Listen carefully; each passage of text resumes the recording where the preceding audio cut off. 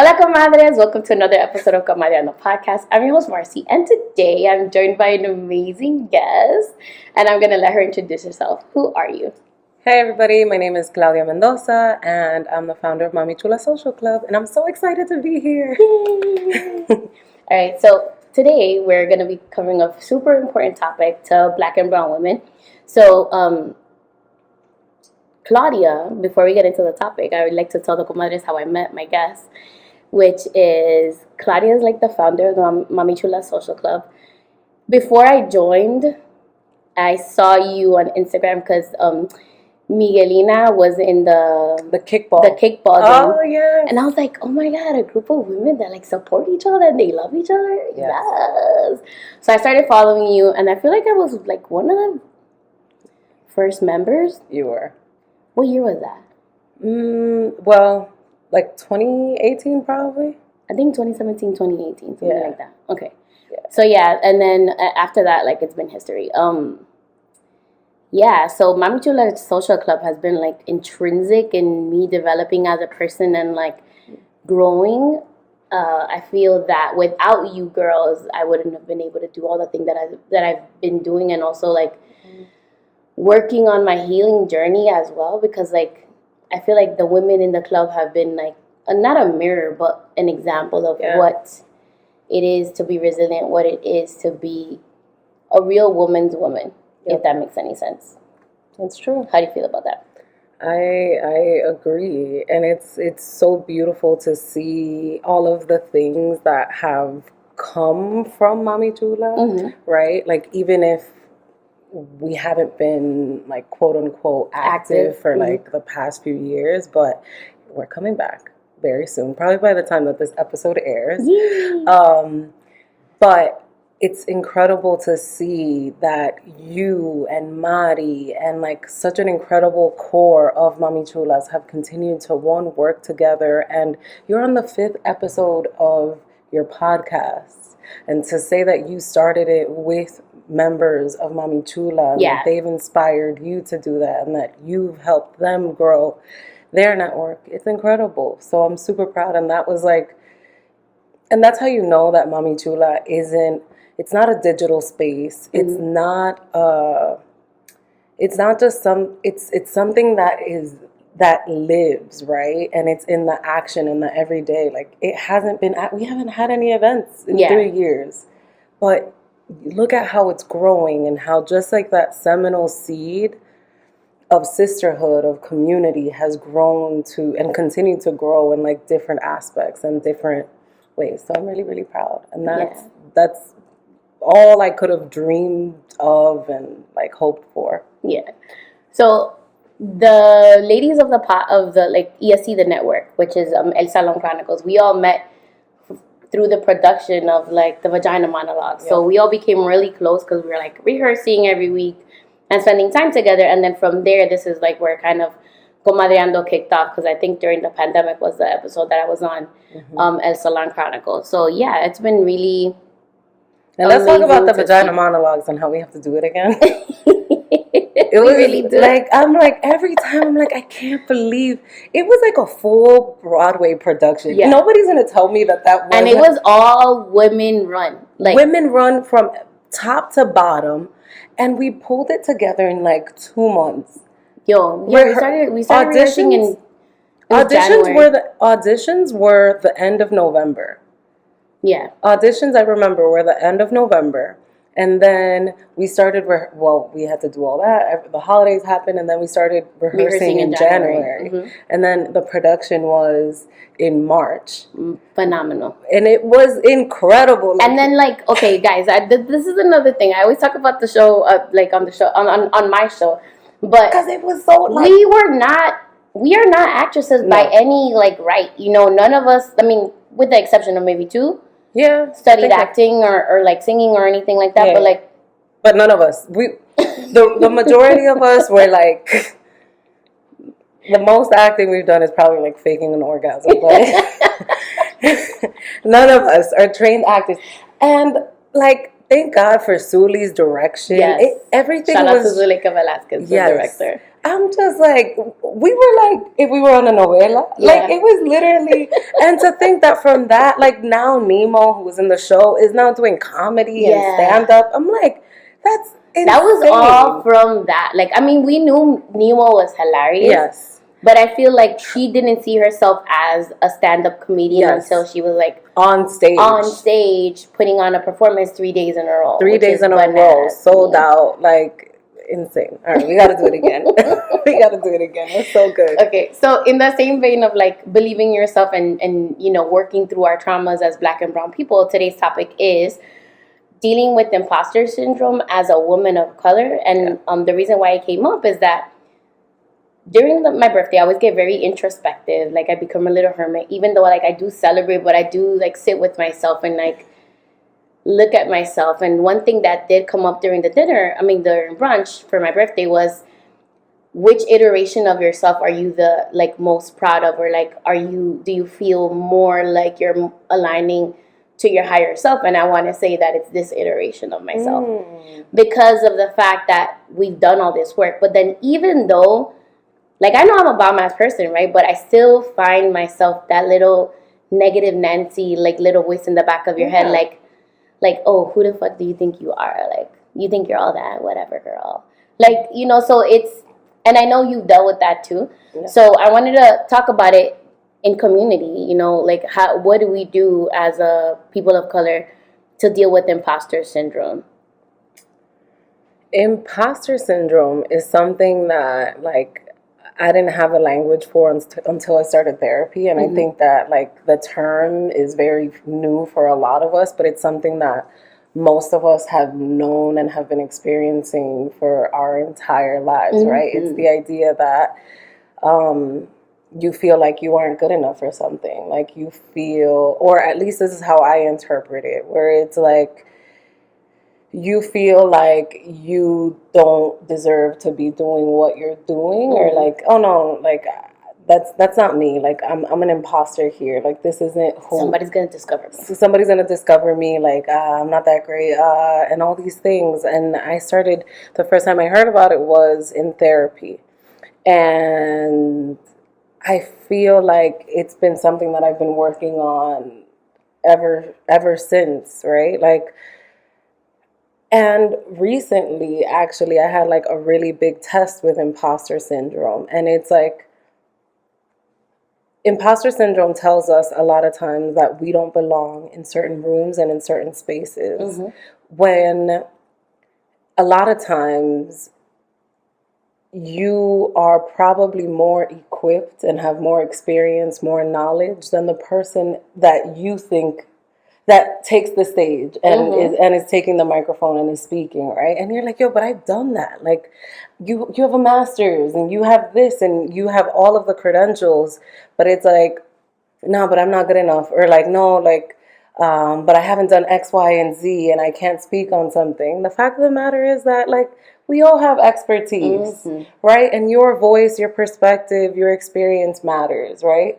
And there's something that can be learned from everybody at every stage of their life, right? Like, I was invited to talk on stage at Fast Company Innovation Festival. And Fast Company is like this like incredible publication, and it's a big deal. Like, it's a global big deal around the world. And that morning they reached out to me and were like, hey, we were given your name, and we have 5 minutes on stage for you to talk. And in that moment I was like, who the fuck am I and what the fuck am I going to talk about? But clearly somebody sees that my story and my whatever it is that I'm adding to this world is innovative. Somebody sees me, and it's like, why can't I see myself and that worth, right? So I challenged myself and I was like, fuck it, yo, I'm gonna just do it, and I'm gonna just swing it, and like, let's go. I'm gonna just share my story and speak my truth from what I know right now, because that's enough. And that's how I'm dealing with imposter syndrome. It's like, I might not know everything, right? I might not have all the answers. Because you're never going to have all the answers. And you get the answers by asking and learning and like questioning, right? But that doesn't mean that what you know right now isn't enough. And that's what I am challenging myself to do, to come as I am, as the whole, present, and being like, okay, this is what I got for y'all, and this is enough. So I went on stage. I was the third person out of 4 to speak, and I fucking killed it, right? And I said something that no one there had said. I started off by saying it was a room filled with white people. There were like 2 Latinos in the entire room in this in this talk, and I was one of 3 Latinas or Latinos. And I started off by saying Happy Hispanic Heritage Month. And I started talking about how if we're going to talk about innovation in a festival, in this conference, you can't have that conversation without having Latinos at the table. And isn't that an important thing to bring to a conversation? Of course. So what the fuck am I here? Like, what the fuck? I don't have anything to add. Of course you have something to add. And of course, like, fuck that imposter syndrome. Fuck that that person who was telling me, no, in my own head, the evil little... Yeah, the little devil, whatever you little, like, scared Claudia. Or, like, Claudia who's just trying to protect me, right? Who's trying to protect me from growth and leaping. It's like, girl, it's all right. We're going to jump and we're going to do this. And what you know is enough. And I went there and I killed it. And I spoke for my truth. I shared a little bit about my journey, and after that, people came up to me and one wanted to invest and be like, yo, whatever it is, it's important. And then I met a friend that I've been connecting with from Australia, and she's over here doing her damn thing, inviting me to a conference in Australia. And I'm like, you just fucking never know, right? You just fucking never know. Say yes to yourself. Like, we don't have... We have too much like, first of all, we don't have anything to lose, right? Like, literally, all they could do is tell you no. All they could tell you is no, but, like, don't be the one to write yourself off. And that's what I'm working on, because imposter syndrome has had me in a fucking chokehold, and it is not happening anymore. I'm just saying, I'm enough right now, and I'm coming with that as I am. It might not sound perfect, it might not be the most eloquent or whatever, but this is what I got. I love it. And I'm here. So just to backtrack, Comadres, imposter syndrome is defined as, it's experienced by a lot of people, but it's more prevalent in Black and brown communities. But basically, it's high-functioning, high-achieving individuals. And due to many potential detrimental effects of this syndrome on these individuals, in addition to the multiple comorbidities, including depression, anxiety, and other behavioral health issues, the identification and treatment of those affected with the syndrome is imperative. So the individuals can't internalize their success and subsequently experience pervasive feelings of self-doubt, anxiety, depression, and or apprehension of being exposed as a fraud in their work despite verifiable and objective evidence of their successfulness. So this article, I pulled it up. It's called You Belong in the Room, Exploring Imposter Syndrome from a Black Perspective. So literally what I said without even knowing that. Exactly. I didn't even read this, or I didn't even have this now. You see? We belong in the fucking room. You belong at the table. But I feel like the way we're socialized, and this, I was researching the phenomenon. Basically, Black and brown people try not to have their kids. They don't boast about their children. And the reason why they did that, this is like from times of slavery and like those times. And basically, if your kid was considered to be too good, then they would be taken away from the family and like sent off to another plantation or whatever it was. This is quote unquote the origins of it. I mean, we can look for more research about it, but it does make sense. And then as our parents, I don't remember my mom like being like, my daughter's a bomb, you know, like, or telling me that I was like really good or like I was excellent, you know. It was always kind of like I would show up and I would like do all these amazing things and she'd be like, you could have done better. You could have gotten 100. You could have done this, right? So I feel like that adds to the imposter syndrome because it's like unrealistic expectations of perfection when nobody's perfect. No. And then some people are able to break free of that and just like be mediocre and be okay. There's a lot of mediocre people who should have some imposter syndrome and have the most audacious confidence. And these men, it's audacious confidence, delusional confidence, which is another one that we have to talk about. That's what I'm also adopting, delusional confidence. Yo, for real, because it's like there was a meme. It was like, "May your delulu come true." Like, yes. You have to be delusional, right? Yes. So the thing is, like, the people that should be like, "Yeah, I'm that bitch," or "I'm over here like, no, yo no sé, I'm not of that in a bag of chips." Bitch, you are the whole bag of chips. How about that? So one of the things that the social club itself has like was able to highlight like who I am and like how special I am, you know. Yes. I mean, I kind of knew it, but like it was like it like, como te digo, it just highlighted it more. Yeah. And put like a magnifying glass to it. Like, no, bitch, you're the shit. Like, what are you talking about? Like, what do you mean you don't belong in the room? Like, yes, and your voice matters and your story matters. So that's the thing. Like, and look at how much you've been able to do because you're like, no, my story and my perspective matters. Yeah. Because the thing is, like, if you start thinking about, oh, somebody else is doing it already. Why would I bring? Who got your juice and your squeeze? Nobody. Who has your lived experience? Exactly. So your story is different. It's us. Everybody has their own testimony. That was the whole thing, because like, you know, I was on the show, and then there was like a lot of listeners from El Salon, but they were like, Marcy needs her own show. Like, what the hell? Oh. And I was like, do I need my own show? Like, you guys are already doing it. You're telling stories, and they're like, bitch, you have a completely different perspective than we do. Like, your experience, your life, your lived experiences can help other people that are going through the same things that you are. Or maybe they're not going through the same things, but you can inspire them in a different way. Right. So that's why it's important to be surrounded. I feel like that was one of the antidotes to imposter syndrome for me, is being surrounded by positive, uplifting women that see you for who you are and like celebrate you. Right? Like, I feel like if you're not surrounded by people that celebrate you, it's hard to get out of that mentality that you're not good enough. Absolutely. Dime con quién anda y te diré quién eres. Nah, what the fuck is the Dominican thing? Yo, me and Claudia, side note, we are always like giving Dominican things, but like really campesino. Very. I think that's one of the things that people are most surprised about me, that I'm such a campesina. Like people are like, no, but like my grandma, my mom. For real, I told this to my people all the time. Like, a mí se me sale la I all the time when I'm talking. I'll say verde instead of verde. And I'm okay with that. Like, I don't feel ashamed of my campo-ness. But the thing is, like, yes, I was raised here, but my grandma, just like, I literally, when my dad passed, she had come up, and we were basically like raised the rest of our lives from like 10 years old all the way to like whenever we moved to Jersey.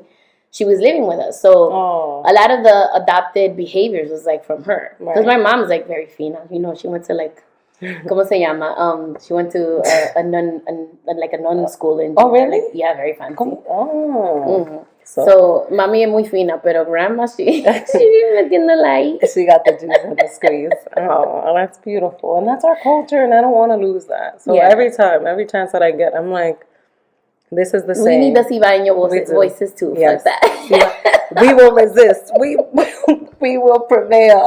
The campesinos will prevail.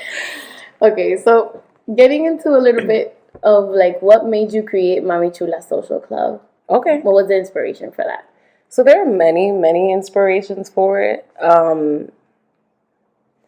I've always, first of all, I've always been an activist, right? I've always been somebody who's naturally created community, because I just feel that, like, I'm an activist. Like, it's how, I try, when I was in college, I was very, very, very militant, and I was, like, very aggressive about it. And I saw that wasn't helpful to me. It was like so detrimental to my mental health. It was like detrimental to my family stuff. It was important because I would come and like bring really important topics to my family and like, but it was just creating so much division, and it was just the wrong approach for my spirit, right?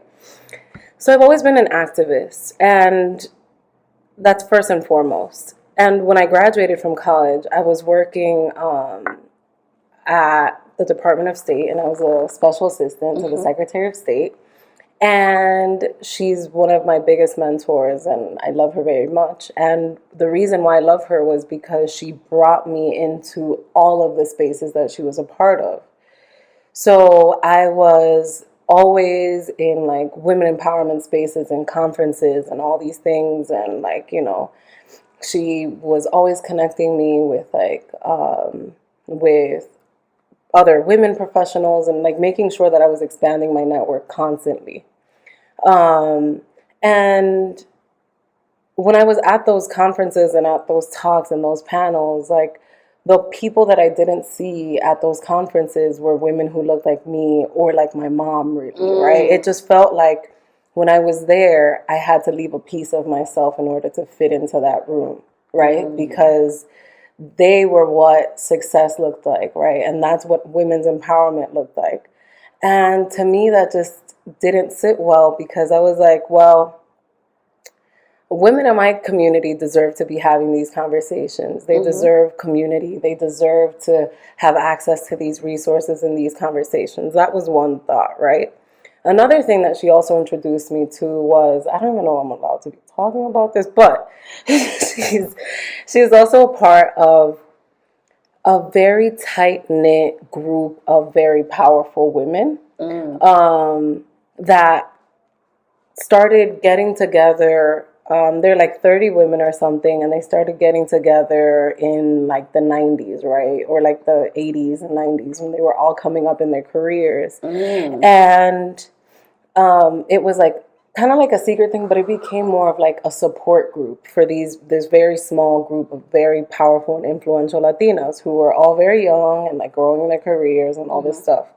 So they started gathering every single month and like doing all this. And she brought me to that group. And these women till this day still meet, right? They're Sonia Sotomayor is in this group. Like these very like high profile women are in this group. And it was from an idea of we have to support one another, right? And we have to create this community and this collective. So that always planted a seed in my head. Because I'm like, yo, like, we really need to be building community and we need to be supporting each other. And then from my, like, community organizing and, like, political mind, I was like, I learned that women have always led every social movement, right? Any social change that happens is led by women, right? And I just saw that in my community, there was no space for women to organize, right? And be having these conversations. And I really didn't see that in an authentic way that didn't look crunchy granola, that didn't look like super, you know, and I'm very fucking real. That didn't look fucking crunchy granola and like no budget. Like that didn't look like it was like super exclusive and only for like if you were a lawyer and an elite type of woman. But for every type of like there wasn't a space that was being created for just women in my community, right? And something that felt like was an aspirational space. Because that's one of the things that I always try to do with Mamichula. Like I like nice things because I know that I deserve nice things. So then everything that I do with Mamichula, even if it's when I started this shit, like it was no fucking budget, but it's like all of the heart, soul, and energy. We're gonna make this shit fucking work, and it's gonna be beautiful. Because it should be a reflection of all the things that we deserve, right? So, one. And then two, in a way that, like, pushes the envelope and puts our culture and our voices at the forefront. So, if we're going to talk about self-love, why not twerk in booty shorts and dance the Cardi B songs? And be like, yes, bitch, you're this. And why can't that be empowering? Because, right? Yeah. So initially, I started it by hosting these like kickball games because I wanted to bring all of the women that I knew and like this really big range of women, from girls who were organizing, like doing community organizing with me, to women who were PhDs and like aspiring lawyers and all these things. And these were all Dominican women, right? Or like all women of color. And they were in a kickball game because one of the things that my mentor told me too was that like men always had golf to discuss. Like anytime that men had to make a decision or a business move, it would be done on a golf course. And I was like, what's the equivalent of golf for me? Like what's a sport that's easy and that's competitive and fun and that we can talk and engage? And I was like, you know what, kickball. Like, I used to love kickball. Yeah, as a kid. As a kid, it's easy. We can all kick a ball. We can all run and do this. So I started organizing, like, these kickball games. And women connected, and it was beautiful. And you had, like, such a wide range of women who didn't know each other, who were being competitive and active and all this stuff. And it was dope, and it was beautiful. And then I think that the real seminal reason why I wanted to start Mamichula was because I wanted to create a space for my mom to also make friends and to have access to these resources and to also evolve and grow with me. Because, shit, we all got our fucking mommy trauma, right? Yeah. And the one thing that I know is that if my mom doesn't heal with me, my healing can only go so far. Right? So it doesn't matter how successful I am. I'm the type of person that my mom's well-being matters to me. And I know that to women in my community, it matters to us. Or like, we don't live in a silo where it's like, oh, older people like get put in a nursing home and like we just forget about them. We live, it's how our culture lives. Like we live together. It's an intergenerational space constantly. So I saw a very unique need to create an intergenerational space, and that with like the coming of like the relaunch of this next phase of Mamichula, what I'm working on is really creating an intergenerational community, because I've seen how my work with Mamichula has inspired my mom to, you know, go to therapy, and now she has her own business, and now it's like, we have, it's not perfect and we still have boundaries with each other, but it's like she sees the value in connecting with other women, in creating this community, in like, in being a part of this healing too, in community. And I'm sorry that this is like a really long, there were just so many things that inspired me to want to create community for women. And it's just something that I know that it's just in me, and it's how I live life. Right? That was a perfect segue, by the way, because now we're going to talk about how in Latino communities, Black and brown communities as well, women are usually socialized to mistrust other women. Right? There's always like that catty aspect of it, or like your frenemies, right? So how did you break away from that? Like growing up, like, because the thing is, we were, at least me, I know I was raised in that space, kind of like, you don't trust other women with your man, and but like, how did you break away from that thinking? Yeah, because think about it. It was survival, right? It was like back in the day, women relied on their husbands to eat, literally, right? So if you take my man, bitch, you're fucking with my food and my livelihood. Like, it's not even about personal reasons. It's literally, you're fucking with my food and my livelihood. So these things are like, it's passed on. And I remember like even my mom being like, no confía en las mujeres. Yo, for real. You can't have too many friends, you know, like, be careful who you bring around your boyfriend. Like, you know, don't share this. And it's like, to me, I think that I always I believe in community, right? Like, and I always like, I don't care if you're a man or a woman. If you're going to fuck me over, you're going to fuck me over, whether you have 3 heads, one. To me, it's not a man or woman thing, but it's a person, it's a quality of person thing. And, I mean, my mom never had a lot of friends and didn't have that, But it's something that I want to work on, like destigmatizing and like breaking down and like breaking away from, because it doesn't serve us. We don't come from that culture. We don't come from that history.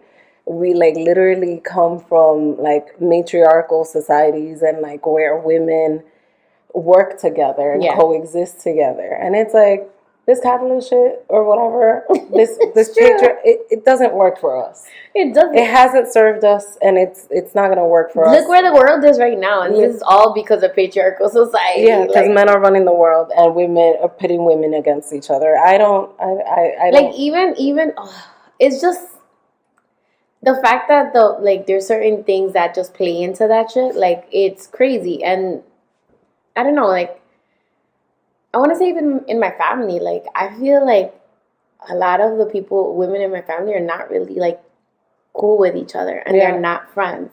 And they have, like, this unspoken, like, competition that goes on. Yeah. Which makes me really sad. But the thing is that I'm doing the work to break away from that. However, they're not doing the work. So, for me, I can't be in spaces like that anymore. Yeah, it's boundaries. Like, where I feel like I need to, like, watch my back because, like, I'm being judged, or somebody's going to go and, like, whatever I do, they're going to go and have, like, a whole full-blown conversation. That's very triggering for me. Like, the fact that you feel comfortable and then, like, somebody goes behind your back and, like, has a full-blown conversation about, like, who you are and, like, judges you based on that, like, that's so fucked up. So, like, in my family, I'm trying to be the cycle breaker. However, the thing is, like, it's hard when you're, like, one of the only ones. And then, like, my mom, I feel like, has gotten better. Like, since I've been doing the work, she's getting there. Be an example. And, like, now we're going to start bringing her into Mamichula spaces. And we have to... I was telling her, I was like, I want her to meet your mother so that they can become friends. Because my mom barely has any friends either. That's going to be it. That's going to be phase 2. That's it. Like, I think that by modeling, by learning to trust yourself, also seeing signs, right? Because I also find that, like, when I do bring my mom, or in the past when I have brought my mom around things, like, it's like, I know, or like they'll immediately start to go into old habits of critiquing or criticizing and looking at this.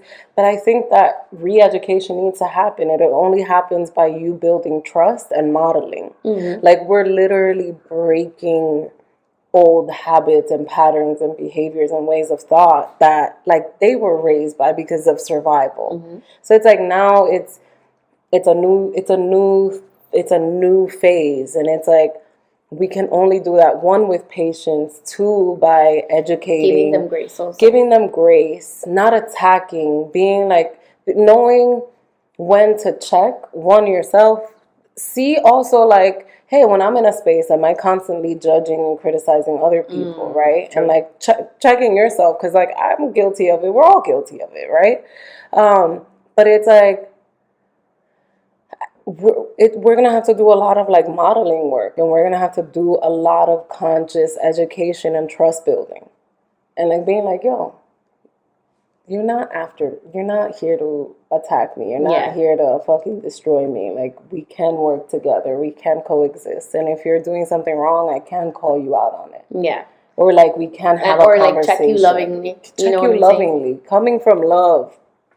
That's the most important part. I feel that the old paradigm is, like, critiquing and then being, like, very negative and hateful in a way. Hate-rooted. Yep. Yeah, like, rooted in anger and hate and not... Fear. And fear. A lot of the fear-based stuff is crazy because fear makes you do crazy shit. Yeah. Look at what's happening right now in the world. Like, fear makes you do a lot of crazy shit.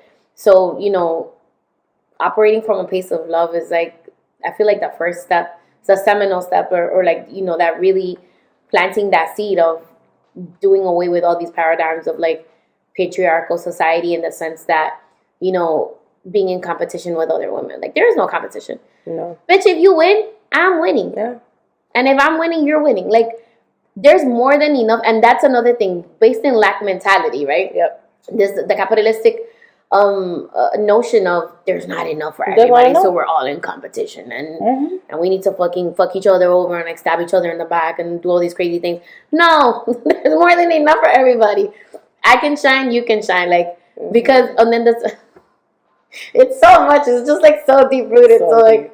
even if my students, like if I compliment, like there's certain students that are raised like that and that lack mentality that if I compliment one student because they're excelling, they feel like I'm saying that they're bad. And it's like, no, but there's adults like that too. Yeah. Because like a first grader, eso le luce. Pero una adult, una mujer vieja. No, and you see it. Yeah. You see it very often. No, but yeah, like I feel like you're doing phenomenal work to do away with all these things, and it's not, and it doesn't just live in you. You're like transferring this knowledge to all these different intergenerations of women. You know, like they're seeing you do this, and I feel like you're an inspiration. Okay. Like my mom now, she when I would like get together with you or the girls from ESC, she's like, "Y las chulas cómo están?" Yeah. Yeah. Shout out to mommy. I mean, you know what I'm saying? Like, Mom. If they knew better, they would do better. Of course. And but we need to set the example. They can. And we can all evolve and grow. Mm-hmm. But our growth isn't going to happen. Mamichula in a vacuum. It's not going to happen in a vacuum. It's not going to happen just for women our age. Because that's not how time works. Mm-hmm. That's not how time works. And we're all constantly growing, and we should grow and evolve together. Love that. And love, like, at the end of the day, I think that that's what lives and is a common thread through Mamichula. It's the energy of love. Mm-hmm. And it's rooted in so much love. Mm-hmm. Because it's literally like a little light of love. And like, and yeah. I feel like, remember Care Bears? Care Bears. Care Bears there. Like, it's Chula Bears. Yeah, literally. Yeah. So you're such an uplifting person for other people, and you always find the good in people. I feel that's like one of your strengths. Is literally your superpower. And you celebrate people when needed, even when they don't need it. Like you're just like always like, yes, bitch, let's go.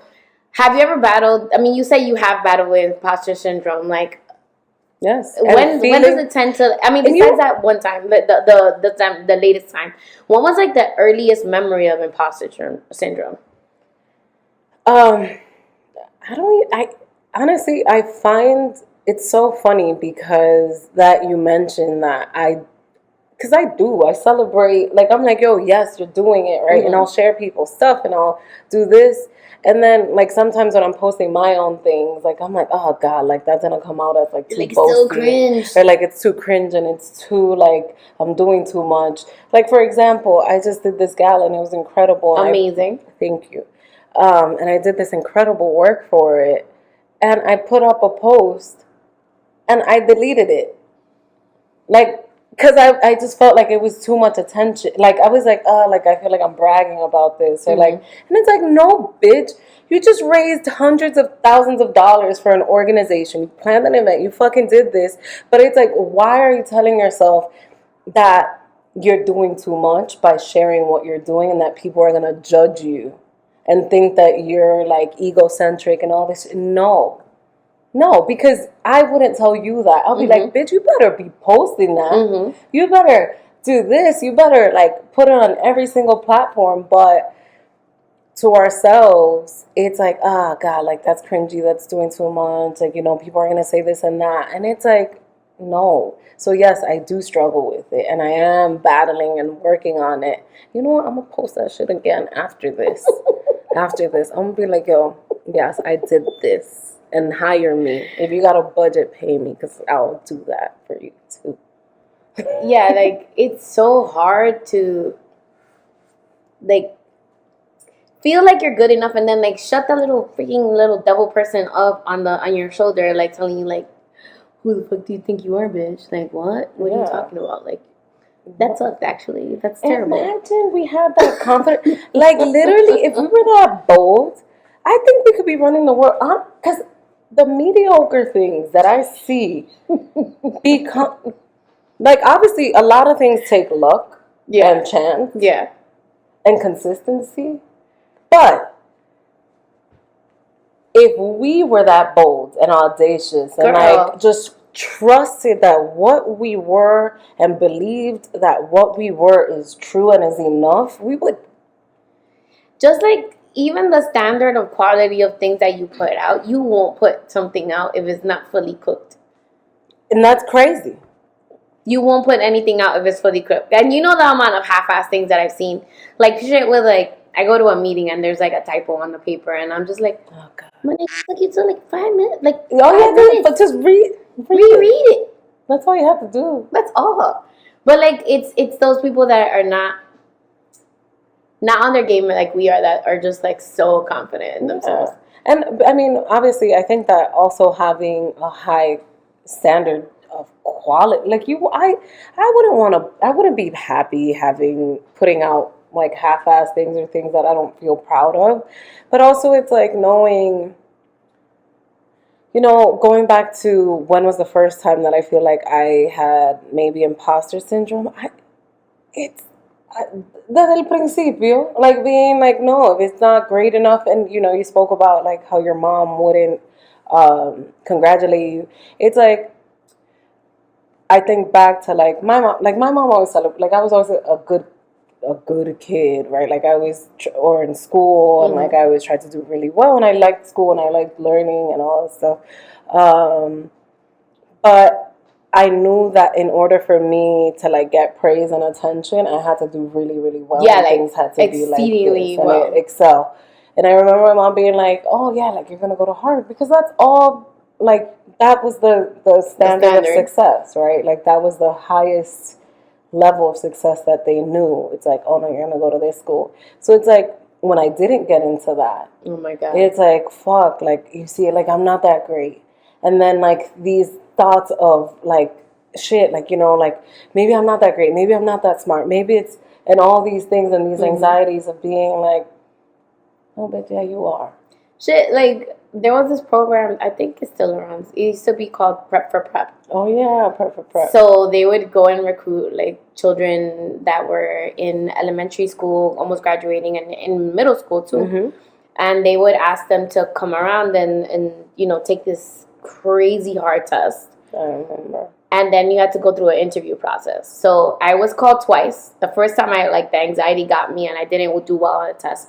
The second time I made it to the interview round. And the fact that, like, I beat myself up so much. Wow. Bitch, like, first of all, not everybody gets called for that program. And then because of the interview, like, I was very intelligent, but, like, I wasn't raised in a family that me expressing myself or, like, having discussions, like, with adults was, like, something. Like, children should be seen and not heard. Not heard, cállate. No opine. Estoy hablando con la adulta. No, but seriously, like, I was beating myself up about something as trivial as an interview. And mind you, that's all subjective. Like, these programs all have, like, quotas that they need to meet of, like, certain, como te digo, cultures and people that come from certain things. And it might have been that they had too many Dominicans or whatever the case may be. But I was, like, beating myself up, like, oh, my God, you're not good enough. Like, no. Damn, you thought you were smart. You're not really that smart. And then I wonder how that little seed, like, internally might have, like, grown into other things or, like, had reinforced other thoughts throughout the rest of your life, right? Yeah. Like, that, like, little experience in that one moment. Right now, you just, like, said that and something triggered in my brain, like, dating the wrong people because you think that you don't deserve better. Yeah, it translates to that. All because you couldn't make it to prep.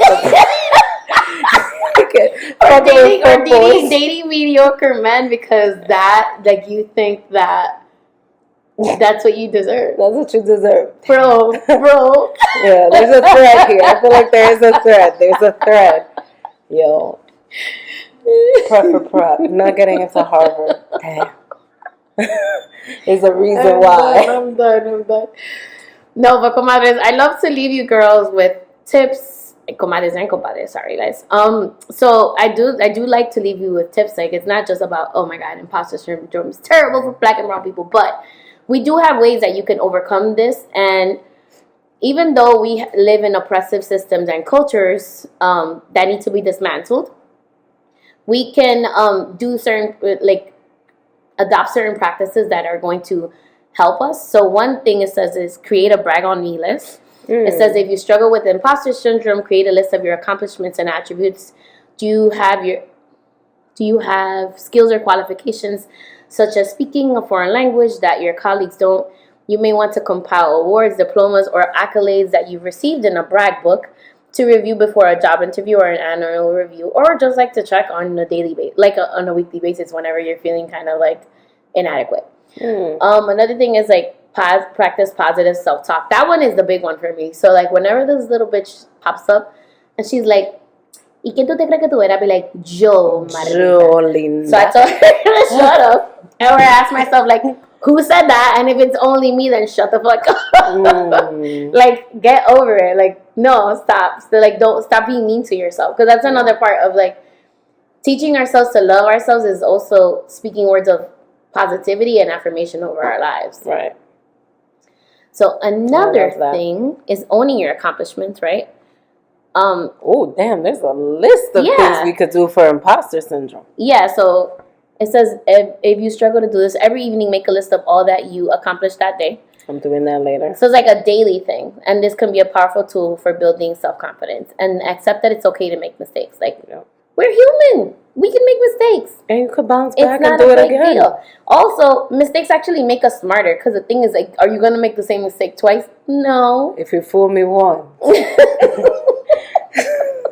Shame on you. It says celebrate Black achievements. Seek out support resources. So Mamichula Social Club. Yeah. Following podcasts, reading books about like from Black and brown authors. And also going to therapy. Therapy has been like essential in being able to see myself in the way that other people see me. That's beautiful. I need to go back. I haven't been to therapy in a while either. But we did it. We did it though. Yeah. We'll go back. So overcoming imposter syndrome can be difficult, but it's not impossible. So you have to really ponerle su parte, like apply yourself to overcoming it and really believing in yourself and knowing that you are special. And even if 50,000 people are doing the same thing that you're doing, nobody has the same juice or the same squeeze. I like that. See? So, guys, please be on the lookout for the relaunch of Mamichula Social Club. Wait, she's wearing the merch. Okay, for the people that do not watch the YouTube videos, it is a beautiful olive green sweatshirt that is very soft and very fluffy.